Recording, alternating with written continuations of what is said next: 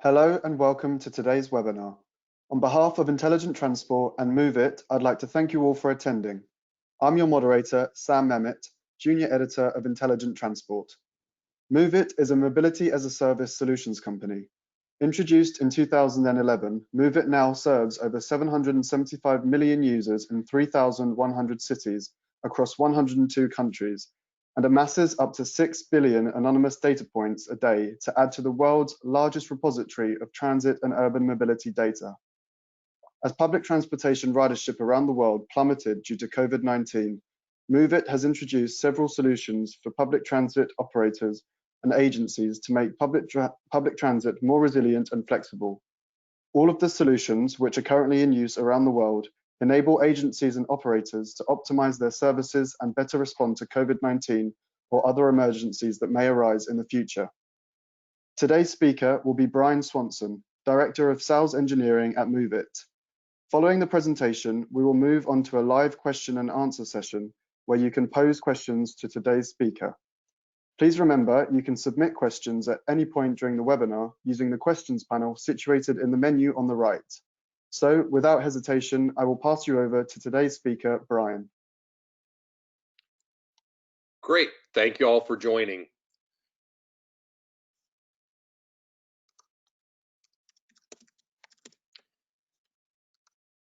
Hang on just a second while we get our slide control going here.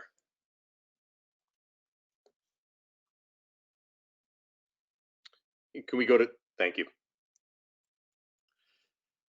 So what we saw in the market was this sudden and rapid decline in both the supply and the demand of public transit due to COVID, upwards of 90%.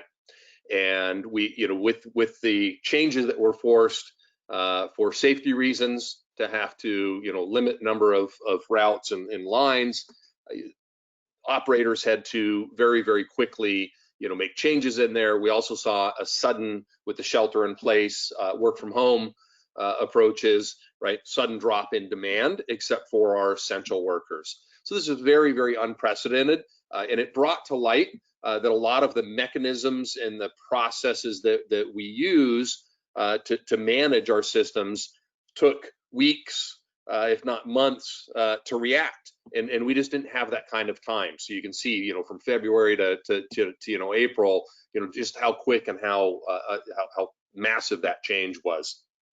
So what we want to talk about today is just some of those challenges. And primarily, number one was, how do we, very quickly make those changes, upload to the various different apps and sites that access that data. So how do I quickly make those changes? Most of the ones that we saw or we worked with just simply went to weekend schedules, right? They had some existing holiday schedules or weekend service levels and changed over those because that was the only way they could do it quickly. So you couldn't create a custom set of routes and schedules, fast enough to be able to react. So we did that. And now we're sort of looking forward to say, what does that next step look like, as we come out of this? That's what we're really going to talk about today. We also needed to get that information out to the public. So talked with one group. They had a room set up for a lot of hospital workers, and they were posting, paper notices up in the break room. So we wanted to make sure that we could get this information out electronically to as many of the users as we can to make sure that they're kept up to date and know what's going on. And then again, as we look at moving forward, especially now as we're starting to open up and take out the work from home orders and the closed businesses, we're starting to see the demand come back. How do we know where and when people are riding and when the demand is, where that demand is? Because a lot of people that we've talked with, they aren't charging. So they lost some of their ticketing information. They're boarding from the back of the bus and alighting from the front of the bus, so they missed some of the APC systems to be able to get the passenger counts. So we were flying a little bit blind on where the demand was as far as then trying to adapt and change our routes to meet that need. We're seeing some crowding on some buses on certain routes, but others were underutilized because of the different changing demographics of where your ridership is coming from. So we wanted to be able to understand that, run some analytics to try and get some good information for the current state and planning moving forward. So that's part of what we're going to be talking about today. So as you can see from the graph, this sudden cliff that we fell off, and we're starting to now see the uptick as we get opening. We're starting to add in more demand there. So that's particularly challenging to now look and say, okay, well, I can't go back to my original schedules pre-COVID, but my weekend and holiday schedules and these sort of temporary ones that I've created aren't going to meet the demand that I'm seeing moving forward. So definitely, it's happy to see that we are getting movement. We're getting some changes there. So let's talk a little bit about who's making those changes, who needs to be making those changes, and it's always been a cooperative between transit agencies and the cities and municipalities. But this was again sort of an extraordinary event where, because we had certain rules for safety and health concerns, right? The cities were very, very concerned, wanted a lot of data, really asking for a lot of information in there. And the agencies are, of course, reacting with controlling the actual schedules and run cuts to be able to deliver on that. So those are the two main groups that we've been working the most closely with. We saw a lot of campuses shut down, just simply stop services. Starting to see them want to be able to bring some back in. Again, they've got some facilities and maintenance crews that need to be able to get there. And a lot of private sector groups that had shared shuttles and employee shuttles and bus services, trying to figure out how they work and how they come back out of this as well. So a little bit smaller, segment, but we definitely see some areas in there with the private sector as well on their shuttles. So what we're going to talk about today really is how do we manage, how do we understand the routes and schedules, how do we communicate with those riders, what are some of the tools that we use to manage those two areas, how do we make some use out of some of the excess capacity that you may have. So now we've got vehicles sitting idle. I have some workforce that's able to to be available for that. Can we turn those into a flexible route and create an on-demand model that allows me to serve certain pockets of my community while still keeping some of the other fixed lines running as well. And then to do that, you really need to make data. We're getting a lot of requests today to be able to provide data as close as possible to real time. There's some lag in there to be able to get that, but we are looking for a lot of areas where people are asking us, hey, can you give me at least any insights? Because today I'm very, very limited in what I can find, and my typical processes are not working. So let's talk a little bit about transit data management. So how do you quickly modify? How do you quickly make updates to the systems? Again, we don't typically see this level of changes that are being run, but to date we're running over 10,000 different activities that we've done to respond. We've seen this sort of volume is very unprecedented. Closest we can see is when we do things like the Olympics, and they're in a particular city. They have to make massive changes to their routes and schedules because it's such a change in a city. And this is now replicated, throughout the country and throughout the world. So, thousands and thousands of changes being made. We use our tool for that called Transit Data Manager. It's a graphical editor. It allows us to, very easily go in and create changes or delta changes to routes and plans. So all the stops are already in there. So it's easy to go through and change schedules or update schedules, create new routes or limit routes, and do that in what we call a short-term change approach that says we're going to put a date effectivity on this. And at the end of that date effectivity, this is then going to roll back over to the regularly scheduled approach or to a new set of constraints that we've made there. So really talking about being able to do this in hours and days rather than weeks and months to be able to make the level of changes and publish those out as a GTFS file or out to our Move It consumer app very, very quickly and very, very easily. And so again, the idea here is just reducing that time it takes to be able to make those changes. We want to be able to use a graphic tool that makes it simple and easy to use, makes it accurate, and then publish that as quickly as possible to get that out to the ridership through a series of notifications and presentations. So short-term changes are great. They're easy to take and create deviations from a particular route, change just the schedule on the route, trim a route. You may do every other stop. You may do close certain stops and detour to keep the passenger boarding and alighting. You may add additional stops in there to try and spread that out. Again, depending on the data and the need, this is all what's available in there to be able to do that. And that will help you just react quickly, especially as we're coming out of this, as we're starting to open up businesses and open up areas. You're going to want to be able to then start, making those changes on a weekly basis to try and react to what you're seeing in the system. And this then automatically gets pushed out to our app. If you have a GTFS file, you can then push it out to the other apps that supply information and make this available. So we've seen a lot of closures of lines. So we've seen just closing the complete line. We've seen it go to just certain stops and stations, trying to limit it. So they've trimmed either the head or the tail of the line. We've changed stop sequences again because we saw some patterns where we were having heavy boarding and lighting at one area at one particular station. We needed to be able to change sequences to try and make sure there was capacity at those stops and spread them out if needed, and absolutely changes of the schedules as far as frequencies and operating hours. So all very important changes. And then again, this is critical to the end user experience. So I've tested this out. I've done a lot of this in other areas where I'm still getting sent information or a trip itinerary to a stop that's closed or at a scheduled time where I have to wait another 20 or 30 minutes for the next bus because the schedule has changed. Imagine if you're a critical worker, you're an overworked healthcare provider. The last thing you need is to have to then walk another quarter mile to get to the right stop, be late for your shift, have delays getting home.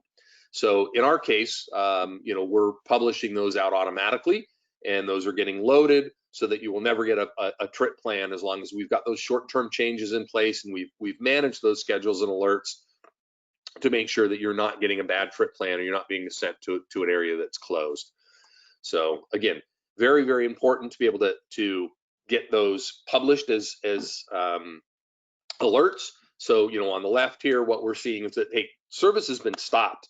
So we've got a critical alert, popping up saying, in the Move It app that, hey, there's no service, don't go, the line's not running. Other systems, if they're not implementing that correctly, what you're going to see is that I may get the alert, but I'm still getting a trip plan. And we see in patterns that, a number of users don't understand the alert, don't believe the alert. They still, run down that path and look at the trip plan, and go out there and end up then being, very, very poor service when they get there and find out that it's really and truly closed. And then in other systems, you're not even getting the alert. You're just getting the same sets of schedules and routes that were around previously. So we just want to help to make sure that situation never happens by, again, getting those short-term changes modeled, automatically pushing them to the Move It app, generating a GTFS that allows it then to go out to others.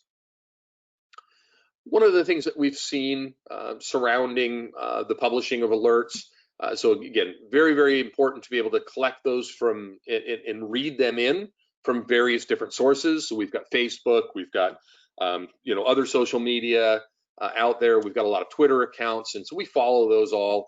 We digest those, and you want to be able to get them from as many different sources, govdelivery.com, as many and subscriptions to emails and sites from various different agencies.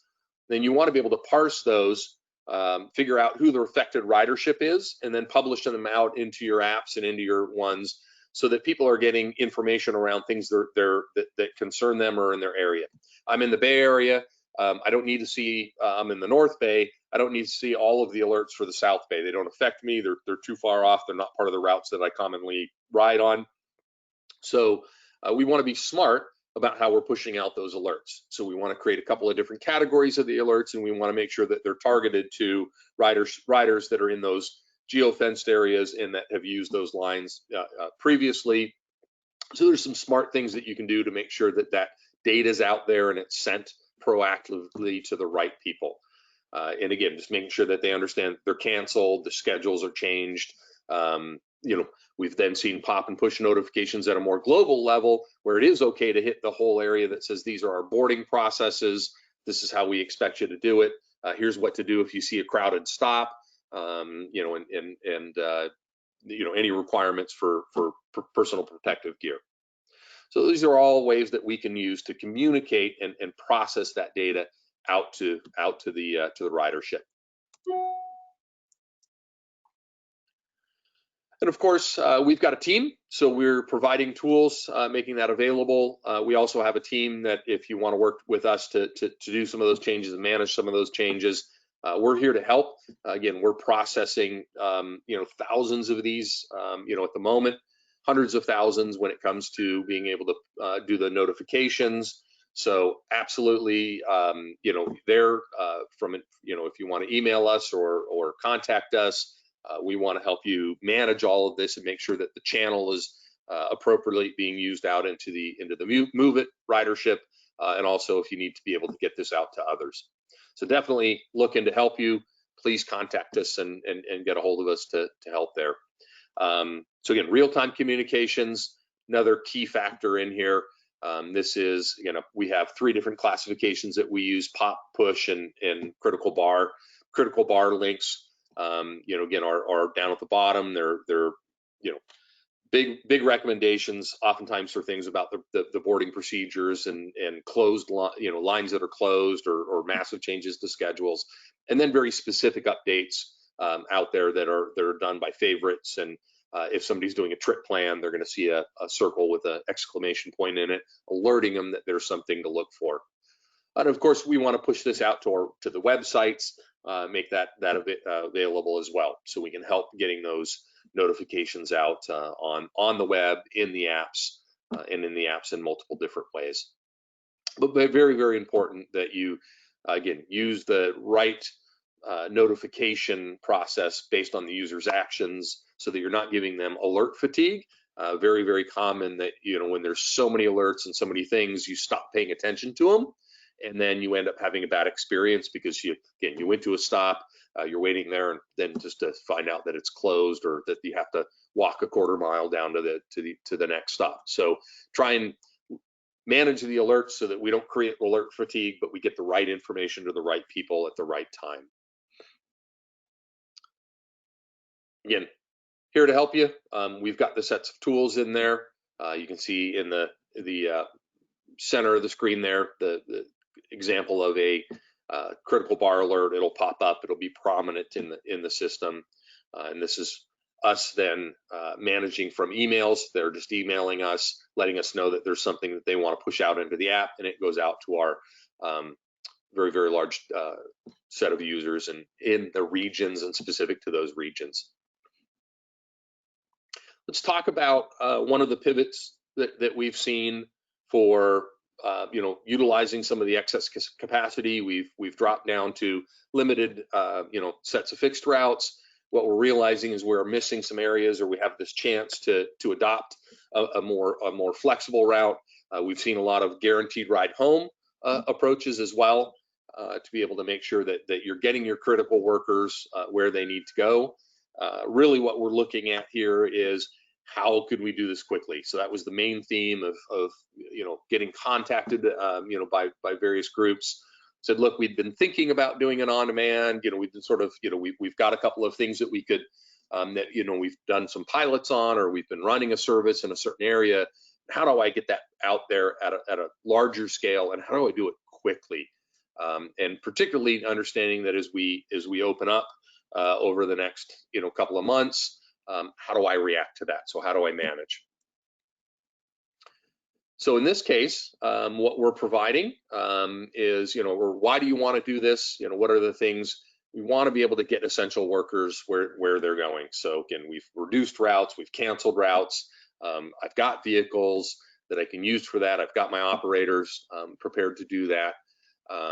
There's some questions around, so where do we pick people up? So we're going to do a flex route or an on-demand route. Do I continue using the bus stops, and do I just mimic what was done on the fixed route, but merely do it on a on-demand schedule and tell people when and where, let them order it. Say I'm going to be at this stop at this time, and have have a pickup in there. The maximum, how many passengers will you let on that vehicle? So are you running a cutaway, or are you running a full vehicle, or a 10-passenger van? So how do we make sure that we've got no overcrowding in there and limit the number of passengers? It's a critical feature in there. And then making sure that you can access the system from outside of the corporate office. So we've seen a couple of customers come to us say, look, our operations center was all set up, all our users are there, but because it's an on-premise design, we didn't have any way to be able to operate that from remote. So I can't push my dispatch center and some of my customer service center out to be able to do a work from home.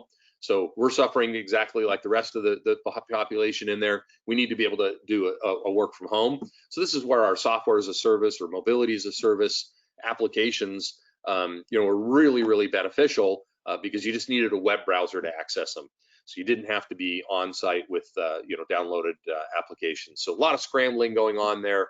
Luckily, there's a lot of software as a service solutions today to allow you to be able to get your staff working from home as well.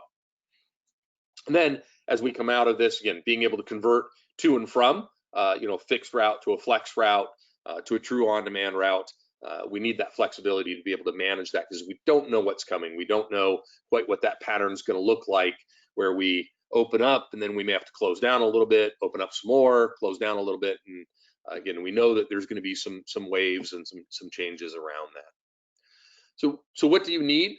So what do you need to be able to have? Of course, you need an app for the riders to be able to understand how do they order, and then get live notifications about where the vehicle is, when it's going to pick them up, where they need to be picked up if you're using virtual stops, and then when they're going to arrive. So very much what everybody's used to when ordering a TNC, so an Uber or a Lyft. We've all now become very accustomed to that type of interface and that type of experience. So you need an app that does that, but not just that. It also needs to be able to work with your fixed route and your traditional public transit, particularly if you're trying to do a feeder system where you're trying to combine the usage of a first mile, last mile on-demand service tied in then to say a light rail service, or a fixed route line. You're simply trying to get people into that area. So this is where you really need to be able to do a combination to mix those together all in one app. Then in the middle there, what you're looking at is the dashboard for your operations or your dispatch team. So your group that's managing this, your customer service that needs to be able to interact with this. So you definitely need your dispatch dashboard to be able to manage and monitor and load balance routes as well. And then you need a driver app. So the driver needs to know who they're picking up, where they're picking up, when they're picking up. So they have that ability to be able to see what's going on. So have to have three major components to the system: the end user interface, the rider interface, and the operations dashboard or dispatch dashboard. So in this case, what we're doing is for riders is you want this to show up if it's available, or if it's something that they can order in the future, or in some short time frame. So they typically want to do the same thing. I'm going from point A to point B. I'm going to put in my destination. I'm going to search for what's available, and in that search, it wants to pop up, by the way, there's an on-demand ride that's available. And this is how far you would need to walk to be able to pick up at a safe location. There's a lot of work to analyze sort of where and how far you go back into residential areas versus having the rider walk a little bit to be picked up to shorten those time frames. And again, their experience is that they've selected a ride, they've got a location that they're asked to walk to for pickup. They know when that's going to arrive. They know what the vehicle identifier is, either by license plate or vehicle number, and they know the driver's name. Typically the types of things that you're expecting. So, and then any pops or push notifications if that vehicle is going to be delayed. So here we are working in a shared, typically in a shared ride environment with on-demand. And so there may be times that you book a ride, it's supposed to be there in 10 minutes. 5 minutes later, you notice that's going to change slightly because that vehicle may deviate to a certain extent to pick up another rider and then come pick you up. So there is an expectation set that there may be some slight delays, and that's a configurable. How much that delay is can be configured in the system to manage that. And again, our dispatch needs to see everything that's going on. They need to know when how many vehicles are currently running. So how many drivers do I have out in their corridors? Are they on break? Are they on lunch? And then how many passengers do I have on each vehicle? Are they staged and waiting for pickups, or are they actively within a route? And if they're in a route, where are they going to and from? Then typical things that you'll need to be able to do, you'll need to be able to reassign. So we can do soft reassigns and hard reassigns. If you see that a driver is asking or requesting for a break, you may want to take what's in his queue or in his log, soft reassign that, let the system pick which the right operator is, to load balance that over to, or do a hard reassign, which is you want to assign it to a specific driver. There may be vehicle issues. One vehicle is equipped to be able to pick up dogs or pets along with the ride, and others aren't. So we can allow that hard reassigning as well. Then your customer service, we can do new ride orders. So if somebody's phoning in rather than using the app, we can manage that. They can also, if they're getting calls to say, hey, I can't, my driver's not here, they can look up and see what the history of the order is and all the details around what's going on, whether the driver was there and the passenger wasn't, and so the driver has moved on after their scheduled wait time.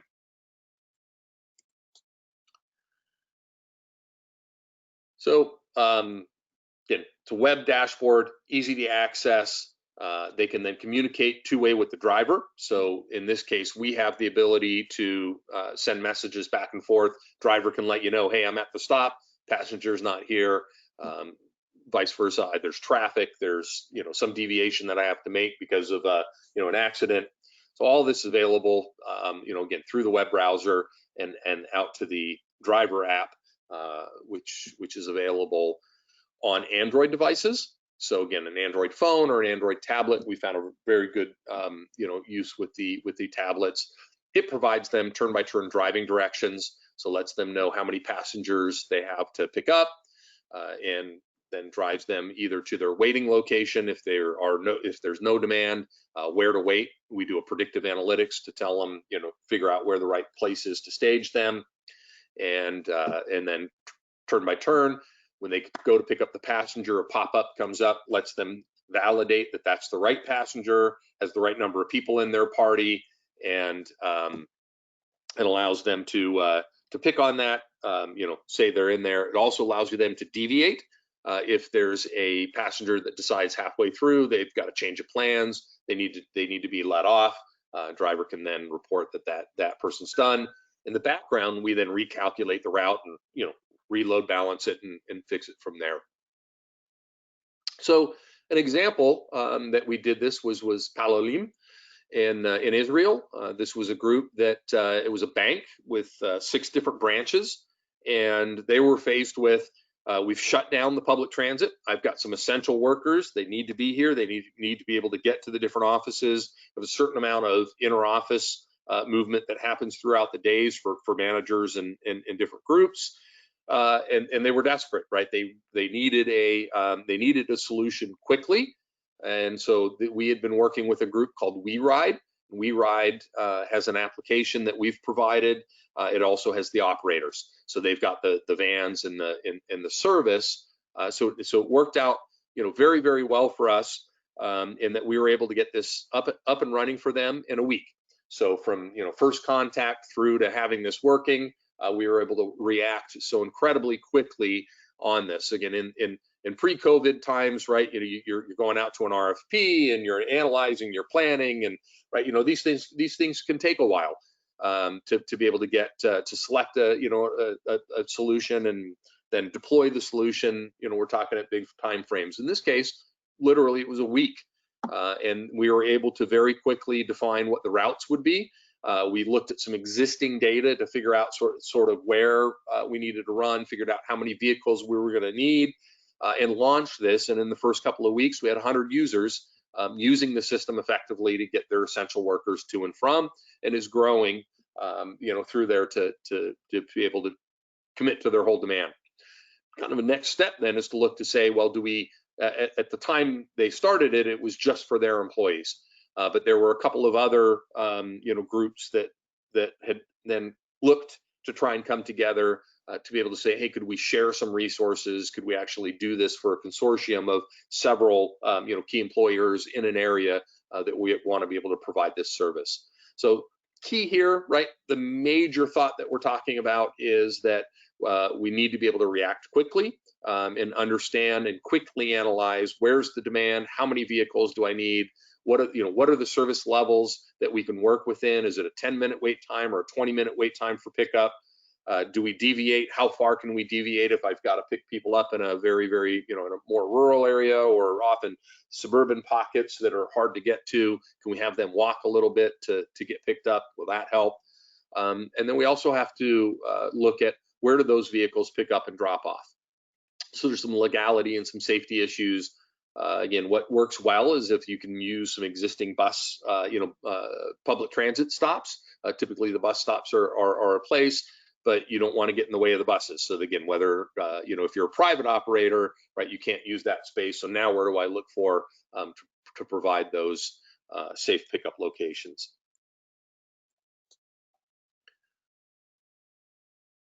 So let's talk a little bit about those analytics, right? So how do I understand where, when, and how people are moving around in the city? And how do I figure out if I'm going to run on demand, where do I put it? So we've seen a lot of this where, okay, on demand seems like such a great solution, right? I mean, it just makes sense. And so you go out, you set up 5 or 10, vehicles, and you turn them loose, and they're running around, and you find that you're not meeting your customers' expectations as far as service level, right? It's taking longer to get pickups. There's more deviations. Vehicles aren't available. So you sort of miss the mark on providing that better experience because my vans are running all over, or my vehicles are running all over, and I just didn't know how many I needed and where to put them.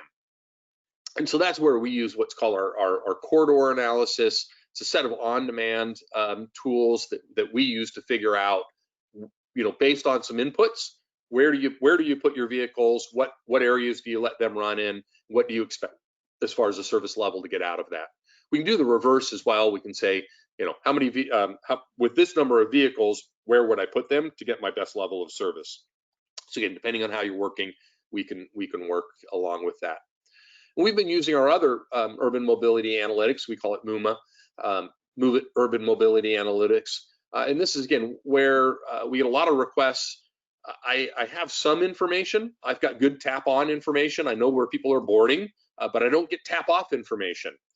So from my payment system, I don't know where they're getting off. And maybe I have an APC counter on there, so an automatic passenger counter, and I actually know, how many people are on that particular line, but I don't know where they transfer to, right? So if they're using 2 or 3 different modes on their way, on their destination from their start to finish, I don't know anything about that. So I really don't have this origin information. I don't have the mode split information of what modes they're using and then the final destination. So for things like the first mile analysis, so how do I get people, from their origin to the most efficient fixed route line or most efficient on-demand line? Once they get off, how do I get them to their destination? Or right, how do I figure out what's my optimum line analysis that says, look, I see a lot of people are having to transfer 2 or 3 times. It's creating very long ride times, and the transfer schedules aren't lining up very well. So we're ending up with a very, very long transfer time, or my fixed route doesn't extend far enough into where, into the pockets or areas where I see the demand. So I have a lot of people not using that because they can't get to a line. So this is what we've been working with for a long time now, and it's become very, very apparent that in COVID times, as we build that recovery, we're going to need these tools to really help us to manage that, because nobody seems to think, or I haven't heard many people come out and say, yeah, we're just going to be able to flip the switch and go back to pre-COVID procs. Now is actually a great time to make some of the changes we've been meaning to make, but we just couldn't for various different reasons. We couldn't make that leap, so it does present at least a little bit of an opportunity, and we are seeing some good come out of this crazy time. So again, this is just a quick sort of graphic representation of breaking an area into 4 different corridors. So in our simulation, we'll look at actual demand. So we've got historic data. We use the MUMA data that we'll talk about here in a minute to figure out where are their end-to-end journeys, what's their origin, what's their destination, and what times are they typically doing that. So we're continually updating and managing that data. So we've got a good idea around that. We've seen other simulation techniques out there that do it based off of just either an even distribution. You sort of assume that your distribution is all throughout the corridor, or basically guesswork, right? We think there's a lot of demand here. And we see a lot of counterintuitive patterns emerge when you look at the actual data. So we'll sit with the experts and they're like, wait a minute, no, I know there has to be demand here. And you look at the data and you say, yes, but that's not what I'm seeing. And the patterns that we see in the data are different than what your intuition tells you. So we try to balance the two of those together, right? Good local information, local intuition, and then provide, backed up through data. And then we create 5 or 6 different simulations. Let's try it with 2-door corridors. Let's try it with 8 corridors. Try it with 4 corridors. What if we had 20 vehicles? What if we have 10 vehicles? What if we have 30 vehicles? How do we then mix and match those all together to optimize and see what the trade-offs are? So now I can be informed to be able to say, look, if I only have 2 vehicles, I'm going to have longer wait times. If I have 10 vehicles, right, I'm going to have some idle vehicles. I'm going to have low capacity, and I'm actually then having a lot of passenger. I'm really reducing the efficiency in my passenger miles per hour is going to plummet. So this is the tool that we use. We're really then looking to see for each of the corridors what's the average time, what are the deviations, what are the short times and long times, what's the average as far as each corridor and where they're at. Quick note, we do notice that there can be some expectations. We've seen a lot of this around trying to get the further out suburban areas or even into the rural areas. Can I set an expectation that those have a slightly longer wait time? And it turns out that riders are okay with that, versus if I'm in a dense, highly populated area, with a lot of traffic going on there, they tend to want a much shorter wait time. So we can tune that and we can adjust that as needed on the different corridors to say there are some feeder areas that we can have a longer expectation because their options are pretty poor if we don't at least offer that. So they don't have to wait, expect a 5-minute pickup time if they're further out. So these are just a couple of the reports that we'll talk about here. Just very quickly about how, where, and when people are moving. So this is the data that we use to drive the simulations, also to drive analysis of fixed route lines. Do I have the right fixed route line? Do I have the right schedule? Is there room for improvement? Where would I make that improvement? So we do zone reports. Zone reports are your graphic representation of where and then when. So we can then do these throughout the day to try and figure out what are the polygons, or what are the areas that people are moving to and from most popular. So line reports, very important today. Trying to look at the load factor on those. Again, typically you would get this from your APC system. So if you don't have an APC system, this is one way to get to this data. Or if your APC is currently not giving you great results, we can give you a second set of data to try and merge those two together. Because again, we've seen because of the boarding processes, it's gotten better In some aspects, it's gotten worse in some aspects. You have less crowding and people kind of jam packing it because of the social distancing.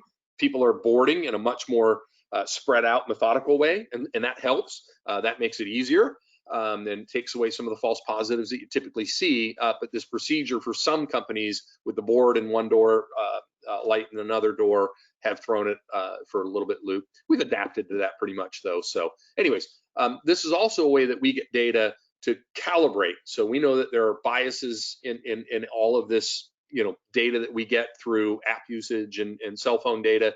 There's definitely biases around, different areas and different user types. We're seeing a drastic change between the essential workers that are riding today and pre-COVID times. The mix of what modes they're using and how they're using it, totally different. So we do use this boarding and data that you can get from ticketing and from APCs to then calibrate so that we know that our zone reports and all of our other reports are very accurate. So important to understand that anytime you're collecting this data, there are biases in there, and there's a lot of work to do that. And so again, that line analysis is important because again, trying to spread out to make sure that I've got the right capacity size bus. So if there's crowding in certain areas, I may want to run a schedule that allows me to adapt for that. We also see that at stations. So are there particular stations or transfer zones where I see a lot of people transferring from one line to another, doing a mode change?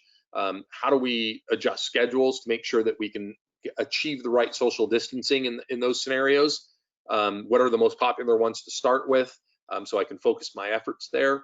What are the ones that I could possibly close and move things around? So a lot of work in there. So station reports really let me see for that station, where are people coming from to get there? Where are they going to? Are they transferring? What are the times that they're most commonly transferring? So I make sure that our schedules line up.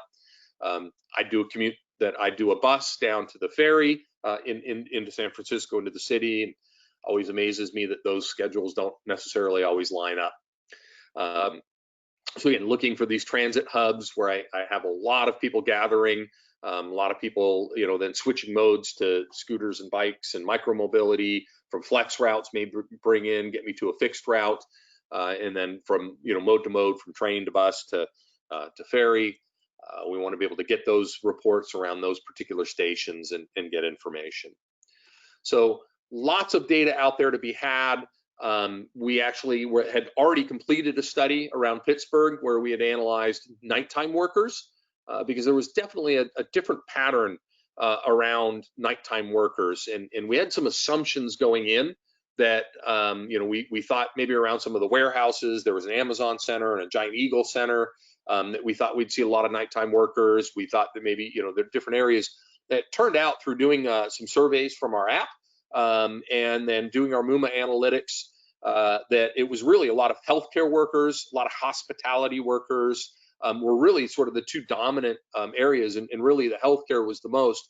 Turns out that these heat maps and sort of the design that we were using for nighttime workers fit very, very accurately around the COVID model, because those healthcare workers are many of your essential workers. And so it turns out that a lot of what we are looking at to do this combination of fixed route and on-demand route to get out to the suburban pockets worked very, very well. So we're replicating that process and looking at that to try and help with the COVID, and adapting around COVID. So this could let us, very much, pocket in around the hospitals and the demand around the hospitals and healthcare workers. So our thoughts or our recommendations around this, as we're now opening up stay at home, we really wanted to help provide the analysis of where we think the demand will come, and see that demand on a weekly basis to help design what are the schedules and the routes that are going out there, the mechanism to make those changes, which are Transit Data Manager, and then being able to communicate those out to your ridership. So all of those are all going to work together to really help us moving forward, and driving this through the recovery process. So those are our key recommendations. Absolutely make sure you've got communications to your ridership. Make sure you have a way to react and build out your GTFS files and your transit data that's happening in there around stop closures and route changes. and do that based off of data. So very quickly, just in case you hadn't been familiar with Move It, and then we'll move into our question and answer time. We're all about simplifying urban mobility. We think we can touch almost every mobility ride that happens, in a city, in the country, throughout the world, in some way or another. So whether it's using our APIs and our data fed into another application, whether it's our consumer application, whether it's a private label application that we're providing, we touch a lot of mobility out there. And our flagship, or the way that we started in the market, was around our consumer app. So this is 800 million users have used our phone app or our web app to get information and do route planning and trip planning. So very, very heavily used. It's the largest one in the world, and it's based on the largest data store in the world. So we've been collecting and building out information about public transit throughout the world, and that's why some key very, very large companies have come to us, to be able to get to that static data, the dynamic data about, the vehicles that are moving, and then information about the ridership where they're moving as well. We're collecting about 800 million users. We collect about 6 billion, boy, that was a tongue twister, 6 billion anonymous data points. So we aggregate this data, we anonymize it, de-identify it, and then make it available for our reporting and analytics. But we have a massive amount of data that we collect on a daily basis to drive those reports and drive that information. Again, we're in all the major cities in the US. We've got 6 million stops around the world modeled in our system. We've got thousands of integrations to real-time alerts and feeds and subscription feeds. We're integrated with micromobility providers and car sharing and taxis. So we've got a lot of experience around that. We do that very focused around multiple languages, so 45 different languages, and we think this is something that should be available to everybody. So we've put an enormous effort into designing a system that works for accessibility. So if you've got visual impairments, hand motor impairments, ambulatory impairments, I worked on a big project for intellectually challenged riders up in Canada. So a lot of work in there to make sure that the app works well. And when you have 800 million users, you often pick up a lot of disadvantaged users, and we've worked with them one-on-one. So we have a number of focus groups and input that we get, both unsolicited but also solicited, to make sure that the app works well in those modes. So that's just something that we think is highly important. And this is a pictorial view of what we're offering. So we have at the top, right, a complete mobility as a service software platform. So it's a software as a service platform. We do our app. We do branded apps. So we can do a co-branding within the Move It app to leverage our ridership. We can create private label apps that work out there that are delivered under an agency's name or a corporation's name and on their app store. Very, very quick to be able to provide those. We work with all of the major ticketing and payment solutions, so Cubic, Masabi, Token Transit, all of these we have integrations with to make sure that you can, pay for things all from within one place. We run our on-demand service that we talked about. We do the fixed route, where we've got a product that really enables more accurate real-time information. So we're seeing a lot of, again, with the advent of cellular technology, oops, I've gone a little long here. With the advent of cellular technology, that real-time, knowing where the bus is has gotten a lot easier. Predicting when the bus is going to arrive at the stops along your route is still very, very challenging and difficult. So our Time Pro application is really all about improving the reliability and the accuracy of those ETAs that you present out to your ridership.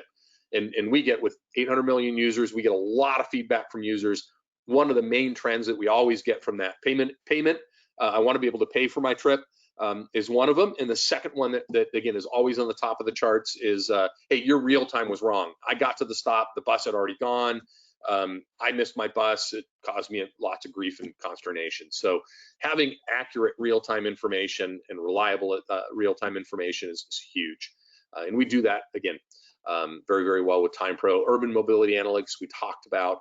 All of this is all available, through APIs. So we've got a very, very rich API set. So large companies like Uber, Microsoft, Apple work with us to leverage that data, leverage trip planners, and leverage public transit data to integrate into their applications as well. So it's time to go into the question and answer mode here. You can contact us about COVID specific opportunities using the email that you've got on your screen there. If you have something particular about this one, go ahead and send an email to that address and we'll definitely get in touch with you. Thank you, Brian, for your excellent presentation. We will now move on to our question and answer session, where today's speaker is available to answer your questions. Don't forget, you can still submit your questions using the questions panel on the menu on the right-hand side. So our first question for today is, do you think COVID-19 will prompt the development of maths?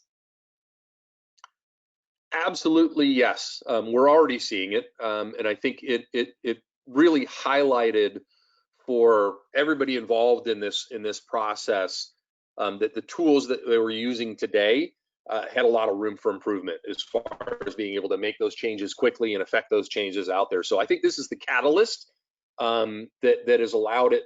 I think also because of the pause or the reduction, users have now been given this discontinuous event, and I think we can then move forward. We're seeing this not only with the MOS platform, but agencies that have put off some long-term maintenance of railway lines and tunnels and platforms. They're taking this opportunity to make those improvements, and we're seeing that same mindset to be able to then say, okay, we've been meaning to redistribute our routes and change our fixed route, but we just can't because our ridership would be up in arms. Well, it's now time to go through and say, okay, we want to redesign our fixed route system to make it based off of demand models and more efficient. Now's the time to do it. We're seeing those benefits happen and those directions happen today. Great, thank you. Our second question is, when a PTO is changing routes and schedules, can they change their GTFS file on their own tools and then export them onto the Move It tool? Or can they make these changes on the Move It tool and then export them to their own after? Great question, and the answer is yes and yes. So absolutely, we take in hundreds or thousands of GTFS feeds today and process those. And so one of the issues that we often find is that those GTFS files that we're importing have a lot of static errors in them. So just stop locations and discontinuous shape files. We do see a fairly high error rate in there, and we use our tool to keep a delta that says, we know what the changes are. So we use a lot of crowdsourcing, we use a lot of explicit feedback from ridership. So we often have a much more accurate model of the GTFS in our system than what we see from many of the feeds we get. Some of the feeds are spot on, but many of them have a lot of errors in there, and we then import those. But we know what what our corrected versions are. So absolutely, that workflow works to be able to bring it in, make any changes, make any updates, and then export it back out. So we do have export. We can export that GTFS data, and of course we can start the other way around. You could start with a blank slate. You don't have anything. You can build that entirely within the Transit Data Manager tool, and then export it out and make it available for others to consume and utilize. So absolutely, we can work in either of those modes. Our next question is, could you elaborate on Move It's features and how these are used to enable social distancing when using the service? Absolutely. So one of the features that we are in progress of working on is to expose out to the riders the current load on the bus. So this is something that we can, in the app, flag or let them know that the route plans as they're looking at options. I may have 3 different options presented to me. I've got bus A A1, I've got the L, I've got the silver. I've got these different options in there, and we can track and get a feed from the GTFS RT. Allows you to pass that capacity on the vehicle, and so we enable that to be able to then be seen by riders, so they can choose a route that maybe is less crowded. And so that's just one thing that we can do to try and let users know how to change on their habits, which route they pick based off of how crowded it is. As I mentioned earlier, we also are doing a lot of communications out to the ridership about awareness. So just making sure that we're using the communications tools to let them know procedures and processes and expectations about how they're boarding, skipping seats and skipping rows, in doing that.